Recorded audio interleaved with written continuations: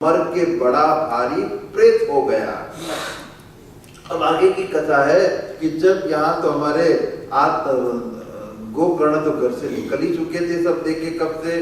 तीर्थ यात्रा में जब मालूम पड़ा कि मेरे भाई की भी मृत्यु हो गई है, उन्होंने सब जगह तीर्थों में श्राद्ध करवाया।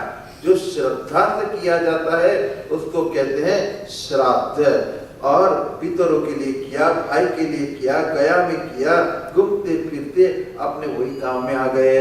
रात को घर के बाहर सो गए और एक भयंकर दृश्य देखने लगे। कभी एक भयंकर जीव दिखने लगा, कभी भैंसा के रूप में, कभी हाथी के रूप में, कभी भेड़ के रूप में। तो समझ लिया ये कोई अधो योनि में गया हुआ जीव है। पूछा तू कौन है? तो वो रोने लगा, बोल नहीं सकता था। तो अपने कमंडलू से पानी लेके मंत्र अभिजीत के मुंह पे छिटक दिया।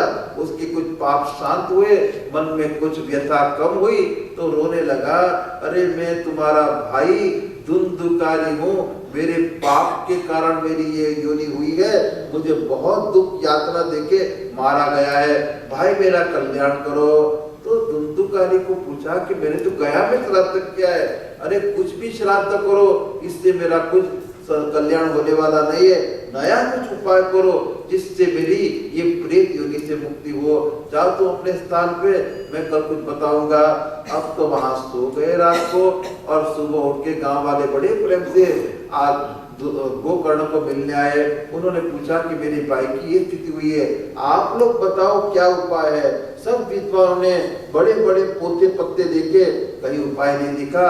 तब गोकर्ण जी ने अपनी तपो शक्ति से सूर्य नारायण प्रत्यक्ष देवता है उनको रोक लिया, और गोकर्ण संबरम चक्रे सूर्य वेगस्य वै तदा तुभ्यं नमो जगत् साक्षिन् ब्रूहि में मुक्ति हेतुकम्। अरे सूर्य नारायण, आप तो प्रत्यक्ष देवता है। नमः सवित्रे जगदेक चक्षुते जगत प्रसूति स्थिति नाथे एतवे त्रयीमयाय त्रिगुणात्मदारिणे विरंजि नारायण शंकरात्मने। अब तो सूर्य नारायण ने कहा कि भागवत का पाठ करिए, भागवतम वाचनम गुरु, उससे ही मुक्ति होगी। अब तो सब गांव के लोग प्रसन्न हो गए और आयोजन हो गया। सब लोग आगे भागवत कथा में सबका अधिकार रहते, जो बूढ़े थे, लूले थे, लंगड़े थे, गरीब थे, सब ब्राह्मण थे, वैश्य थे, सभी लोग कथा में आ गए। और ये जो बवंड रूप वायु रूप जो प्रेत था वो भी आए, वो तो बाहर रह नहीं सकता है। तो एक 7 गांठ वाला बांस का खंबा था, उसके अंदर आके बैठ गया। कथा होने लगी और पहले दिन शाम को आश्चर्यकारक घटना हुई। उस गांठ 1 फुट गई, कड़कड़ आवाज आते हुए। ऐसे 7 दिन में 7 गांठ फूट गई और 8वें दिन कथा समाप्त होते हुए एक बढ़िया चमत्कार हो गया। दिव्य रूप धारण करके, वनमाला धारण करके, पीतांबर धारण करके उनका भाई प्रकट हो गया, और उन्होंने बड़ी स्तुति की अपने भाई की। धुंधुकारी ने अपनी मुक्ति की और भाई को प्रणाम किया, और भाई ने कहा बहुत बढ़िया, उन्होंने भागवत की स्तुति की। अब भाई ने उसी समय जब स्तुति पूरी की तो दूसरा आश्चर्यकारक हुआ। वैकुंठ से भगवान के पार्षद विमान लेकर ये धुंधुकारी को लेने के लिए आ गए।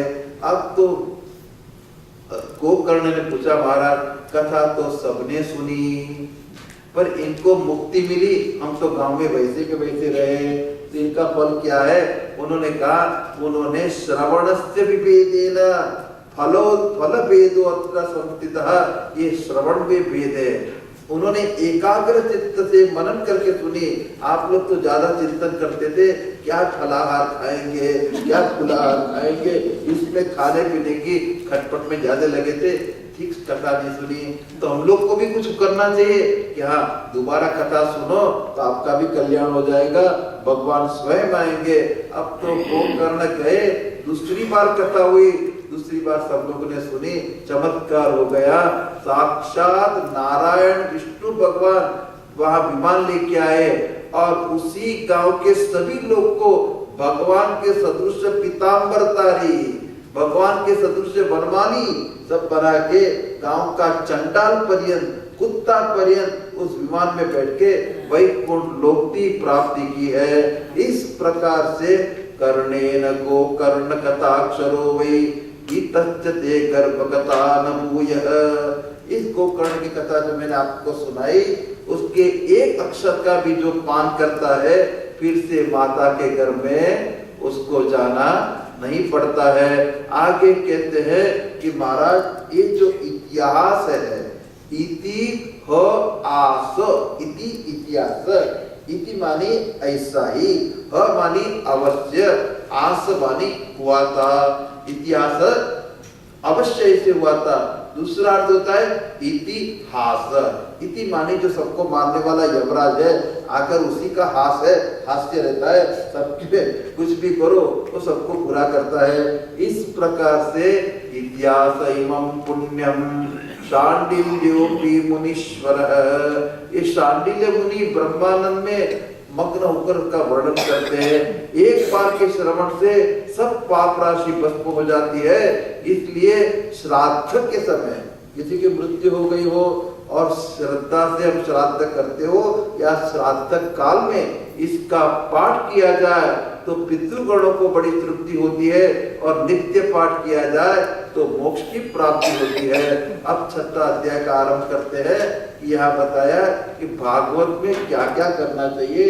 तो पहले तो बात देखिए, भागवत करो तो विवाहे यादृशम वित्तम तादृशम परिकल्पित। लोग विवाह में तो बहुत पैसा खर्चा करते हैं, तो भागवत आती तो उनका रिजल्ट बिल्कुल छोटा हो जाता है। ये नहीं, भागवत में इतना खर्चा करना चाहिए जितना विवाह में करते हो, है ना। इसलिए यहाँ भी बड़े प्रेम से करना चाहिए। कंजूसाई करने वाले को कथा का या यज्ञ का पुण्य नहीं मिलता। अर्थो समर्थ विद्वान, ये लिखा है, एक तो अर्थी हो, कामना हो, समर्थ हो दान करने में, ऐसे ब्राह्मण को दे, वो खूब खुश होकर आशीर्वाद दे। इस प्रकार से यह इनका वर्णन किया है कि खूब प्रेम से कैसे कैसे कथा करनी चाहिए, क्या क्या वेद शास्त्र की स्पष्ट व्याख्या करने में समर्थ हो, तरह तरह का दृष्टांत देने में जो समर्थ हो, विवेकी निष्पृह हो, ऐसे ब्राह्मण को वक्ता बनाना चाहिए। और प्रार्थना करनी चाहिए श्रीमद् भागवत को कि बोलो, मेरे पीछे बोलना, संसार सागरे मग्नम दीनं मां करुणानिधे कर्म मोह गृहीतांगम कर्म मोह गृहीतांगम मामुद्धर भवार्णव। श्री कृष्ण को हृदय में रखकर ये प्रार्थना करनी चाहिए कि करुणा निधान, मैं संसार सागर में डूबा जा रहा हूँ और मैं दीन हूँ, मोह रूपी ग्रास ने मुझे पकड़ लिया है, क्योंकि और इस संसार सागर से मेरा उद्धार कीजिए। श्री भगवद्भागवताख्योयम प्रत्यक्ष कृष्ण एव ही, ये तो साक्षात श्री कृष्ण ही है।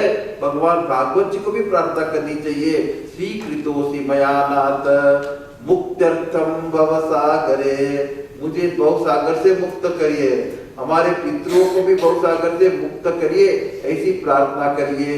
मनोरथो मदीयोयम सफल सर्वथा त्वया निर्विघ्नेनैव कर्तव्यो दासोहम तव केशव।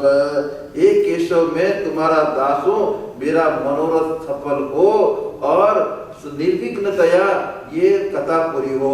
व्यास जी की भी जो वक्ता है उसको भी कहना चाहिए, शुकरूप प्रबोधज्ञ सर्वशास्त्र विशारद एतत् कथा प्रकाशेन मदज्ञानम विनाशय। आप तो साक्षात सुखदेव जी के समान है और इस कथा के माध्यम से मेरा अनादि अंधकार रूप जो अज्ञान है उसका नाश करिए। इस प्रकार से इनका वर्णन किया है।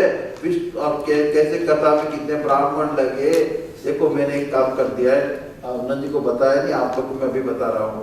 हमारा एक ब्राह्मण है सदाशिव, जो अखंडा जी महाराज की पार्टी पढ़ा था, बहुत ही सदाचारी है। उसको मैंने फोन करके बता दिया, हम लोग सबके नाम से वो भागवत के 18,000 श्लोक का मूल का पाठ करने को मैंने कह दिया कि हम लोग इतना टाइम नहीं हमारे पास करने का, तो वहां हमारे लिए वो पाठ करेगा और हम लोग यहाँ कथा करेंगे, है ना। हमको शाम को उनको का ब्राह्मण भोजन भी कराना, यज्ञ भी कर देना, पूरा करना, हम यहाँ करेंगे, आपको मैं बता दिया था इसके लिए। तो इस प्रकार से करना चाहिए। ऐसा लिखा है भागवत में, सोने के सिंहासन पर रख के ये भागवत का दान करना चाहिए। देखो ऐसे ऐसे महानता भागवत की है। इस प्रकार से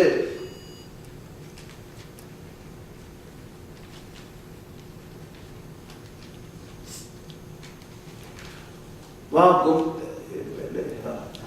घूमते फिरते वहां सुखदेव जी महाराज भी आ गए, उनकी भी पूजा की और ये सब करके यहाँ एक श्लोक बहुत बढ़िया है श्रीमद् भागवत की महिमा का।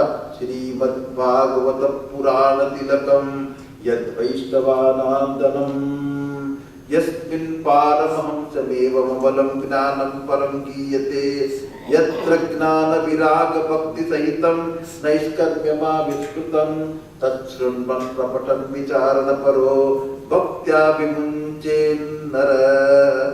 ये जो भागवत है ये वैष्णवों का परम धन है और पुराणों का तिलक है, और इसमें परमहंस ज्ञानियों को प्राप्त होने वाली जो गति है, जिस ज्ञान से मिलती है उसका भी वर्णन है।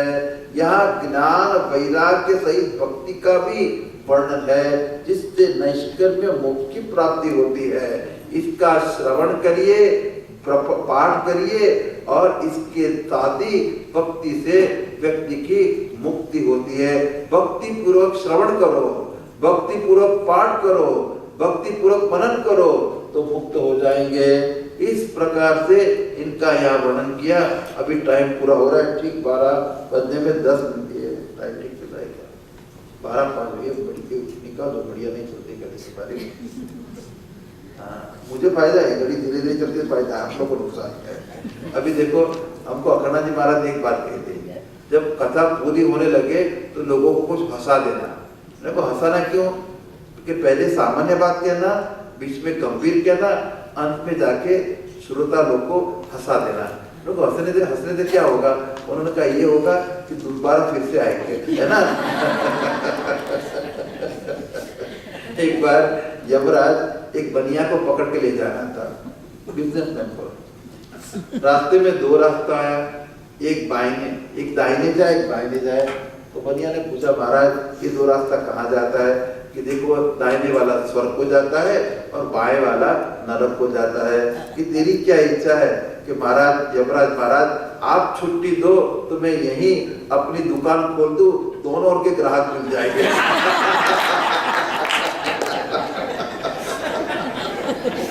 और हमारा पटेल होता यही मोटर खोल दिया। तो भाई इस प्रकार से बोला। अभी 2 मिनट कीर्तन करके आगे बहन कीर्तन करने वाले हैं क्या? बहुत बढ़िया। क्या कीर्तन होगा और आरती भी होगी। आरती वाले में सब तैयार रहना। कृष्ण कन्हैया की जय। मेरे वाले जय नहीं चली, जोर से। कृष्ण कन्हैया लाल की जय। वृंदावन बिहारी लाल की जय। नमः पार्वती पतये हर हर महादेव। सद्गुरुनाथ महाराज की जय।